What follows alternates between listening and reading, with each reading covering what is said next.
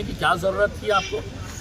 मुझे ये बताइएगा कि आपने इतना अच्छा काम किए हैं तो जिस मंत्री के बारे में, जिस नेता के बारे में, राष्ट्रवादी कांग्रेस के बारे में आपने कहा था कि नेचुरली करप्ट पार्टी, और जिसके नेता के बारे में कहा था कि इसने 70,000 करोड़ का घोटाला किया है, उसके 8 दिन के बाद उसे अपने पक्ष में लेके आ जाते हैं, उसे उप मुख्यमंत्री बना देते हैं करके।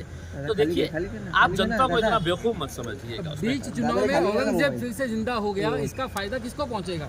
देखिए क्या है कि अब ऐसे बातों के ऊपर कोई ध्यान नहीं देता है, इसमें फजूल के मुद्दों के ऊपर कोई बहुत ज़्यादा ये नहीं करता है, क्योंकि हर आदमी को ये चाहिए यार मेरे घर में पानी आ रहा है कि नहीं, मेरे घर के सामने की रोड बनी हुई है कि नहीं। खुद ओवैसी साहब ने कहा कि इसी डाइवर्जन होने के चांसेस है, लेकिन खुद ओवैसी साहब ने कहा कि मुझे यहाँ पे जो है दफना दिया जाए, ये जमीन से मुझे जो है खास रिश्ता है। तो उन्होंने क्या गलत किया? आप मरने के बाद कहाँ वो होना चाहिए, आपका अंतिम संस्कार कहाँ होना चाहिए, आप तय करेंगे ना। मुद्दों पे ध्यान उन्होंने क्या बोले हैं?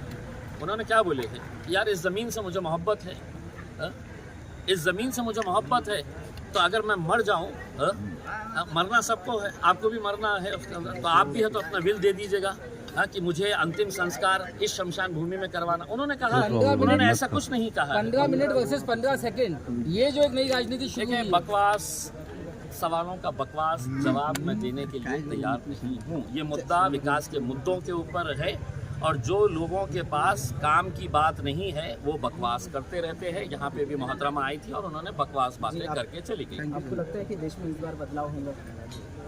देखिए, लोकशाही को अगर मजबूत रखना है तो सरकारें बदलती रहनी चाहिए। लोकशाही का सबसे बड़ी ताकत जो है कि आपके पास एक स्ट्रांग अपोजिशन होना चाहिए। अगर एक ही सरकार बार बार आती रही तो वो जनता को टेकन फॉर ग्रांटेड लेती है इसमें।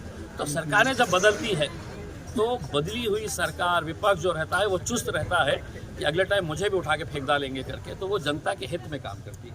ठीक है, सर